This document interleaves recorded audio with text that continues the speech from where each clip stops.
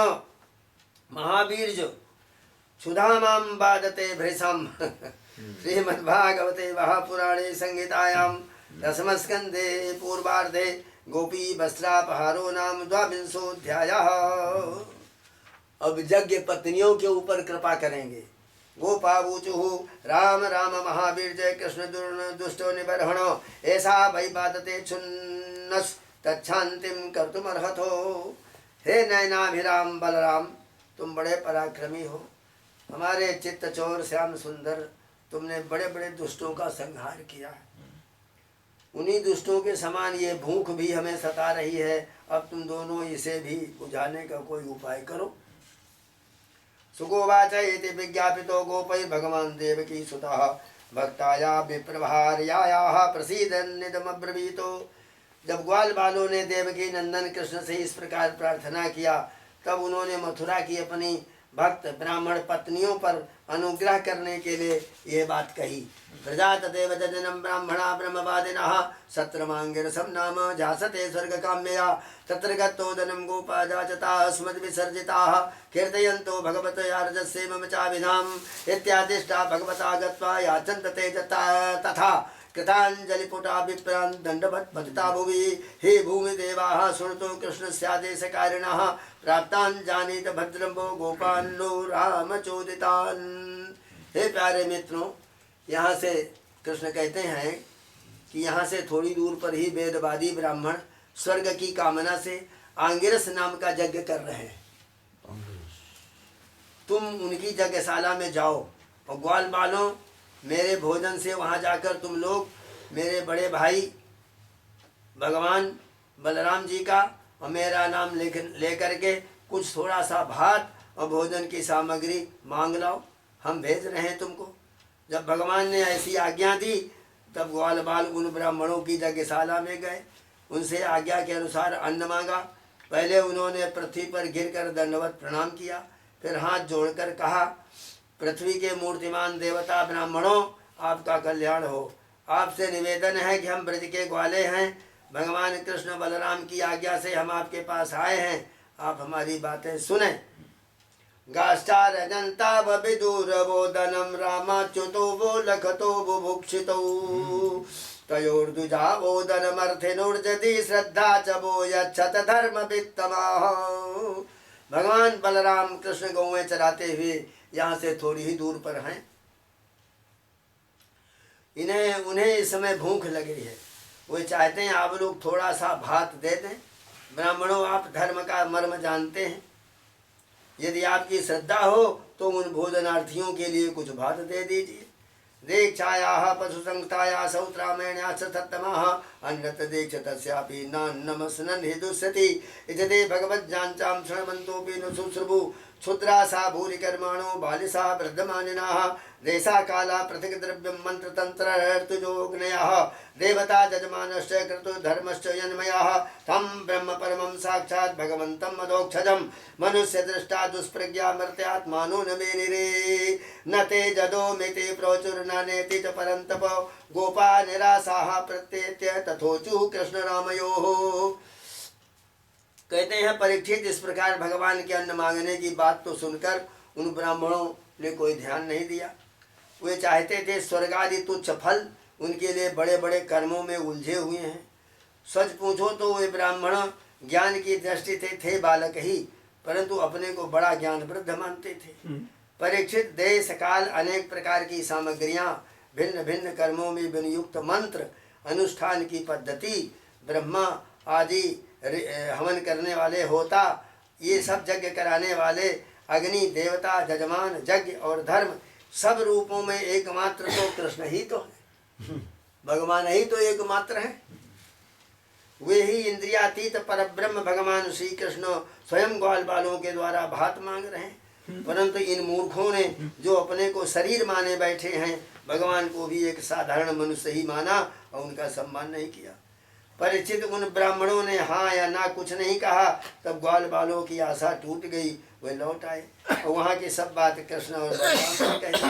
तदुपाकर्ण्य भगवान प्रहास्य जगदीश्वरः व्याजहार पुनर्गोपान् दर्शयन् लौकिकीं गतिम्। उनकी बात सुनकर सारे जगत के स्वामी भगवान कृष्ण हंसने लगे। उन्होंने ग्वाल बालों को समझाया कि संसार में असफलता तो बार बार होती ही है, उससे निराश नहीं होना चाहिए, बार बार प्रयत्न करते रहने से सफलता फिर मिल ही जाती। फिर उनसे कहा, प्यारे ग्वाल बालो, माम ज्ञापयत पत्नीभ्यो संकर्षणमागतम दास्यन्ति काममन्नं वा स्त्रिग्धा मयि उषिता धियाः। इस बार तुम लोग उनकी पत्नियों के पास जाओ और उनसे कहो कि राम श्याम यहाँ आए हैं, तुम जितना चाहोगे उतना भोजन उसे दे देंगी। वे मुझसे बड़ा प्रेम करती हैं, उनका मन सदा सर्वदा हमारे में ही लगा हुआ है। गत्वाथ पत्नी शालायाम माम ज्ञापयत पत्नीभ्यो संकर्षणमागतम दास्यन्ति काममन्नं वा स्निग्धा मयि उषिता धिया।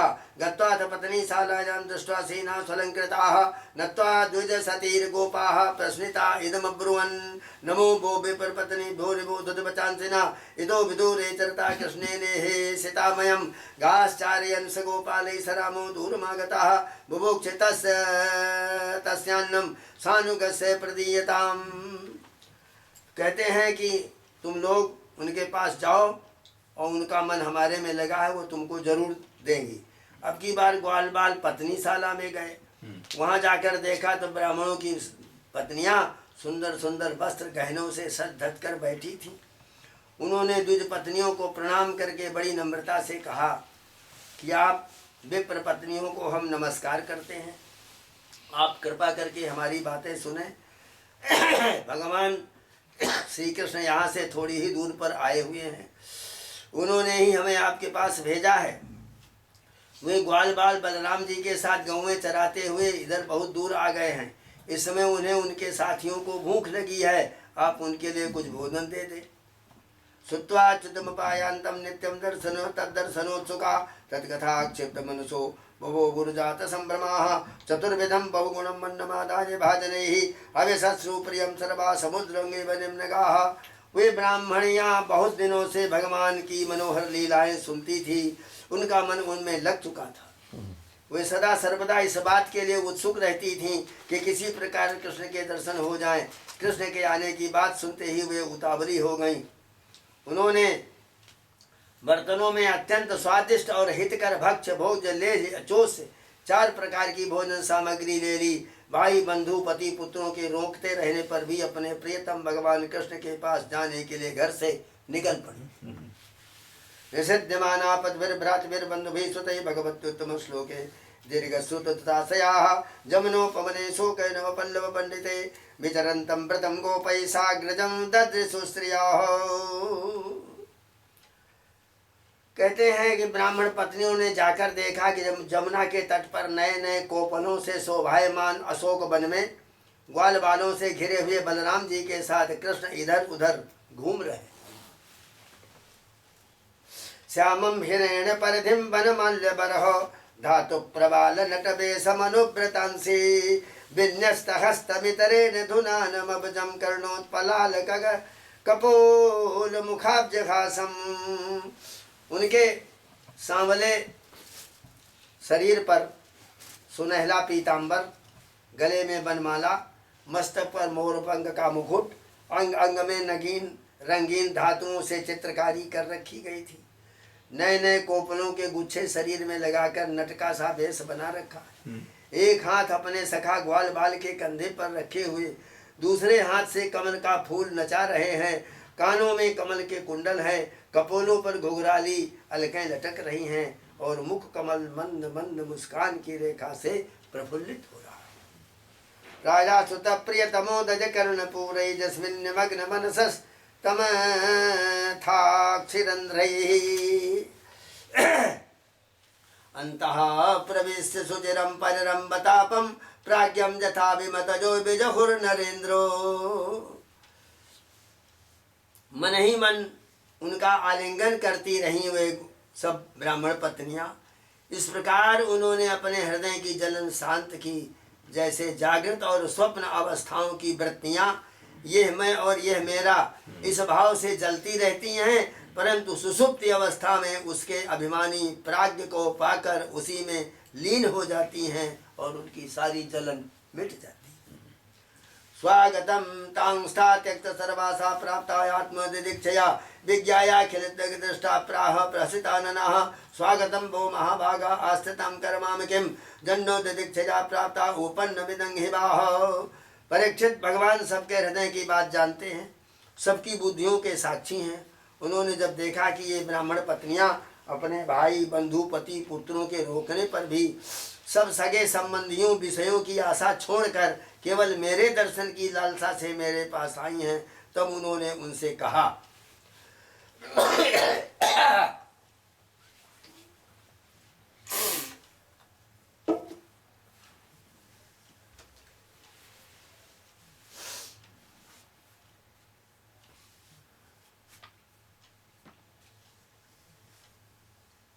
उस समय उनके मुखार बिंद पर हास्य की तरंगें हो रही थी।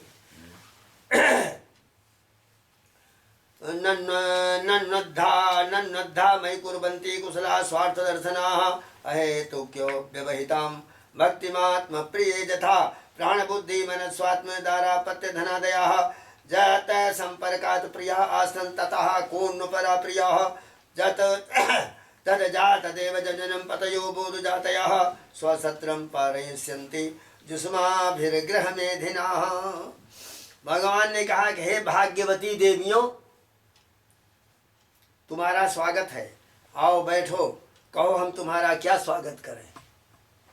तुम लोग हमारे दर्शन की इच्छा से यहाँ आई हो, ये तुम्हारे जैसे प्रेम पूर्ण हृदय वालों के योग्य ही है। इसमें कोई संदेह नहीं कि संसार में अपनी सच्ची भलाई को समझने वाले जितने भी बुद्धिमान पुरुष हैं वे अपने प्रीतम के समान ही मुझसे प्रेम करते हैं। ऐसा प्रेम करते हैं जिसमें किसी प्रकार की कामना नहीं रहती, जिसमें किसी प्रकार का व्यवधान, संकोच, छिपाव, दुविधा, द्वैत भी नहीं होता। तो प्राण, बुद्धि, मन, शरीर, स्वजन, स्त्री, पुत्र और धन, संसार की सभी वस्तुएं जिसके लिए और जिसकी सन्निधि से प्रिय लगती हैं, उस आत्मा से, परमात्मा से, मुझ श्री कृष्ण से बढ़कर और कौन प्यारा हो सकता है। पत्नी ऊचुः मयिमं विभोर्हति भवान् गजतुं न संसं सत्यं कुरुस्व निगमं तव पादमूलं प्राप्ता भजं तुलसीदाम पदावश्रेष्ठं केसरिनिबोधुमति लंघे समस्त बंधून्। अब तुम हमारा दर्शन कर चुकी हो, अब अपनी यज्ञशाला में लौट जाओ। तुम्हारे पति ब्राह्मण गृहस्थ हैं, वो तुम्हारे साथ मिलकर ही अपना यज्ञ पूर्ण कर सकेंगे। ब्राह्मण पत्नियों ने कहा, अंतर्जामी श्याम सुंदर, आपकी ये बात निष्ठुरता से पूर्ण है। आपकी बात निष्ठुरता की है, आपको ऐसी बात नहीं कहनी चाहिए। श्रुतियाँ कहती हैं कि जो एक बार भगवान को प्राप्त हो जाता है उसे फिर संसार में नहीं लौटना पड़ता। कोई यज्ञ नहीं। आप अपनी यह वेद वाणी सत्य कीजिए। हम अपने समस्त सगे संबंधियों की आज्ञा का उल्लंघन करके आपके चरणों में इसलिए आई हैं कि आपके चरणों से गिरी हुई तुलसी की माला अपने केसों में धारण करें। क्या बात। स्वामी, गृह्णन्ति नो न पतया पितरो सुतौ वा न भ्रातृबन्धु सुहृदा कुतदेव चान्ये तस्मात् भवत् प्रपदयो पतितात्मनाम्नो नान्या भवेद् गतिररिन्दम तद विधेहि। स्वामी, अब हमारे पति, पुत्र, माता पिता, भाई, बंधु, स्वजन संबंधी हमें स्वीकार नहीं करेंगे, फिर दूसरों की बात ही क्या। वीर शिरोमणे, अब हम आपके चरणों में आपणी हैं, हमें और किसी का सहारा नहीं है, इसलिए अब हमें दूसरों की शरण में न जाना पड़े, ऐसी व्यवस्था कीजिए। क्या बात, ये कह दिया। क्या बात। भगवान उवाचे पतयो नाभ्यसूयेरन् पितृभ्राते सुतादयाः लोकाश्च भूमयोपेता देवा अप्ये अनुमन्वते न प्रीतये नुरागादे झंग संगो नुरामिह तन्मनो मयिञ्जाना अचिरान् माम वाप्स्यथो। देवियों, तुम्हारे पति, पुत्र, माता पिता, भाई, बंधु कोई भी तुम्हारा तिरस्कार नहीं करेंगे। उनकी तो बात ही क्या, सारा संसार तुम्हारा सम्मान करेगा। इसका कारण है कि अब तुम मेरी हो गई हो, मुझसे युक्त हो गई हो। देखो ना, ये देवता मेरी बात का अनुमोदन कर रहे हैं। देवियों, इस संसार में मेरा अंग संग ही मनुष्यों में प्रीति या अनुराग का कारण नहीं है। इसलिए तुम जाओ, अपना मन मुझ में लगा दो, तुम्हें बहुत शीघ्र मेरी प्राप्ति हो जाएगी। सुखो बात है इत्युक्ता द्विजपत्न्यास्था यज्ञवाटम पुनर्गतः ते चान सूजवा स्वामी स्त्री भी सत्रंग पारयन। जब भगवान ने इस प्रकार कहा तब ब्राह्मण पत्नियां यज्ञशाला में लौट गई। उन ब्राह्मणों ने अपनी स्त्रियों में तनिक भी दोष दृष्टि नहीं की, उनके साथ मिलकर अपना यज्ञ पूरा किया। तत्रैका विद्रिता भर्त्रा भगवन्तं यथा श्रुतं हृदोपगुज्य विजहो देहं कर्मानुबन्धनं भगवान् अपि गोविन्दस्तेनैवान्येन गोपकान् चतुर्विधे नाशयित्वा स्वयं च भुवदे प्रभुः। उन स्त्रियों में से एक को आने के समय ही उसके पति ने बलपूर्वक रोक लिया था। इस पर उस ब्राह्मण पत्नी ने भगवान के वैसे ही स्वरूप का ध्यान किया जैसा कि बहुत दिनों से सुन रखा था। जब उसका ध्यान जम गया तब मन ही मन भगवान का आलिंगन करके उसने कर्म के द्वारा बने हुए अपने शरीर को छोड़ दिया। शुद्ध सत्व में दिव्य शरीर से उसने भगवान की सन्निधि प्राप्त कर ली। इधर भगवान कृष्ण ने ब्राह्मणियों के लाए हुए उस 4 प्रकार के अन्न से पहले ग्वाल बालों को भोजन कराया, फिर उन्होंने स्वयं भी भोजन किया। एवं लीला नर वपुर नृलोक मनुशीलयन रेमे गोप गोपीनां रमयन रूपवाकृतैः अधानुस्मृत विप्रास्ते अन्नुतप्यन् कृतागसाः यद्विश्वेश्वरयोर्याञ्चा महन्मौन विनम्बयोः दृष्ट्वा स्त्रीणां भगवती कृष्णे भक्तिमलौकिकीम् आत्मानं चेतया हीन मनुतप्ता विगर्हयतो धिग्जन्म न स्त्रीवृत विद्यां धिग्व्रतं धिग्बहुज्ञतां धिक्कुलं धिक्क्रियादाक्षं विमुखा चेतदोक्षजे। परीक्षित, इधर जब ब्राह्मणों को मालूम हुआ कि कृष्ण तो स्वयं भगवान है, तब उन्हें पछतावा हुआ। वे सोचने लग गए कि जगदीश्वर भगवान कृष्ण और बलराम की आज्ञा का उल्लंघन करने हमने बड़ा भारी अपराध किया। वे तो मनुष्य की सी लीला करते हुए भी परमेश्वर ही हैं। जब उन्होंने देखा हमारी पत्नियों के हृदय में भगवान का अलौकिक प्रेम है, हम लोग उससे बिल्कुल रीते हैं, तब वे पछता कर अपनी निंदा करने लगे। वे कहने लग गए कि हम भगवान कृष्ण से विमुख हैं, बड़े ऊंचे कुल में हमारा जन्म हुआ, गायत्री ग्रहण करके हम द्विजाति हुए, वेदाध्ययन करके बड़े बड़े यज्ञ के, परंतु वो सब किस काम का? धिक्कार है, हमारी विद्या व्यर्थ गई और हमारा सब कुछ गलत हुआ।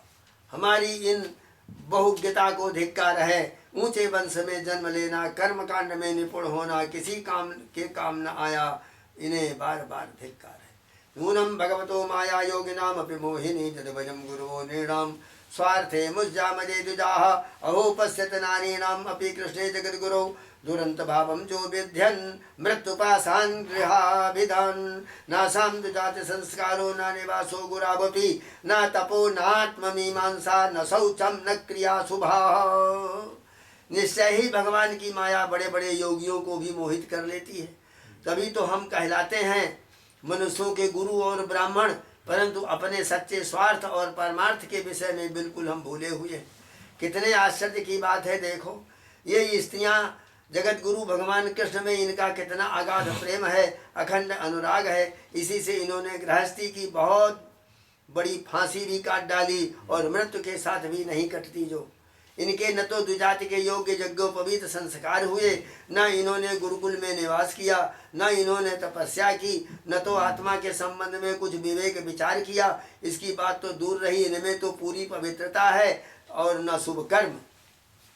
अथापि उत्तम श्लोके कृष्णे योगेश्वरेश्वरे भक्तिर्दृढ़ा न चास्माकं संस्कारादि मतामपि। फिर भी समस्त योगेश्वरों के ईश्वर पूर्ण कीर्ति भगवान कृष्ण के चरणों में इनका दृढ़ प्रेम है और हमने अपने संस्कार किए हैं, गुरुकुल में निवास किया है, तपस्या की है, आत्मानुसंधान किया है, पवित्रता का निर्वाह किया है तथा अच्छे अच्छे कर्म किए, फिर भी भगवान के चरणों में हमारा प्रेम नहीं हुआ।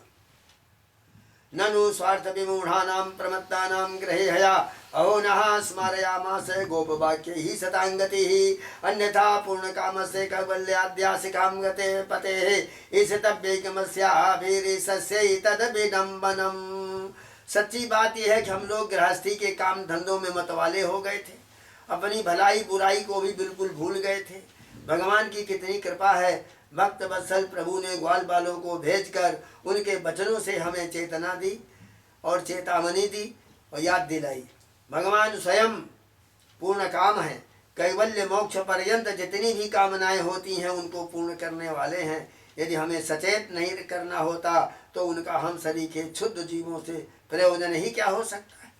अवश्य ही उन्होंने इसी उद्देश्य से मांगने का बहाना बनाया और उन्हें मांगने की भला क्या आवश्यकता थी। हित्वान ज्ञान भजते जन श्रीपाद स्पर्शाशया कृत आत्मदोषापवर्गेण तज्जांचा जनमोहिनी देशः कालः पृथक् द्रव्यं मंत्रतंत्र ऋतुजोग्नयः देवता जजमानस्य कर्तुर्धर्मस्य जन्मयः सा एष भगवान् साक्षात् विष्णुर्योगेश्वरेश्वरः जातो जदुषित्य शृणुम जपि मूढ़ान विद्महे अहो वयं धन्यतमा जेषां नस्तादशे स्त्रियः भक्त्या जासां मतिर्जाता अस्माकं निश्चलाहरौ। स्वयं लक्ष्मी तथा अन्य देवताओं को छोड़कर अपनी चंचलता गर्भ आदि दोषों का परित्याग करके केवल एक बार उनके चरण कमलों का स्पर्श पाने के लिए सेवा करती रहती हैं। वे ही प्रभु किसी से भोजन की याचना करें, ये लोगों को मोहित करने के लिए नहीं तो और क्या है। और क्या है। देश काल पृथक पृथक सामग्रियां उन कर्मों में विनियुक्त मंत्र अनुष्ठान की पद्धति अग्नि देवता जजमान यज्ञ धर्म सब भगवान का स्वरूप है। वे ही योगेश्वरों के भी ईश्वर भगवान विष्णु स्वयं कृष्ण के रूप में जदुवंशियों में अवतीर्ण हुए हैं। ये बात हमने सुनी, परंतु हम इतने मूढ़ हैं कि उन्हें पहचान नहीं सके। ये सब होने पर भी हम धन्याति धन्य हैं, हमारे अहोभाग्य हैं। तभी तो हमें वैसी पत्नियां प्राप्त हुई, उनकी भक्ति से हमारी बुद्धि भी भगवान कृष्ण के अविचल प्रेम से युक्त हो गई। ये सब ब्राह्मण कह रहे हैं। हाँ। नमस्तुभ्यं भगवते कृष्णाय कुंठ मेधसे जन्माया मोहित धियो भ्रमामः कर्म वर्ष्मसु। प्रभो आप अचिंत्य अनंत ऐश्वर्यों के स्वामी हैं। श्री कृष्ण आपका ज्ञान अबाध है, आपकी ही माया से हमारी बुद्धि मोहित हो रही है। हम कर्मों के पचड़े में भटक रहे हैं, हम आपको बारंबार नमस्कार करते हैं। सवै न आद्या पुरुषा समाया मोहितात्मनाम अभिज्ञातानुभावानाम क्षन्तुमर्हत्यतिक्रमम् इति स्वाघमनुस्मृत्य कृष्णे ते कृते हेलनाः दिदिक्षवोऽप्यच्युतयोः कंसाद् भीता न चाचलन्। वे आदि पुरुषोत्तम भगवान कृष्ण हमारे इस अपराध को क्षमा करें, क्योंकि हमारी बुद्धि उनकी माया से मोहित हो रही है। हम उनके प्रभाव को न जानने वाले अज्ञानी हैं। परीक्षित उन ब्राह्मणों ने कृष्ण का तिरस्कार किया था, अतः उन्हें अपने अपराध की स्मृति से बड़ा पश्चाताप हुआ। उनके हृदय में कृष्ण बलराम के दर्शन की बड़ी इच्छा हुई, परंतु कंस के डर के मारे वे उनका दर्शन करने न जा सके। श्रीमद्भागवते महापुराणे पारमहंस्यां संहितायां दशम स्कंधे पूर्वार्धे यज्ञ पत्नी उद्धरणं नाम त्रयोविंशोऽध्यायः। श्रीकृष्णाय नमो नमः। श्रीकृष्ण गोविंद हरे मुरारी हे नाथ नारायण वासुदेव। श्रीकृष्ण गोविंद हरे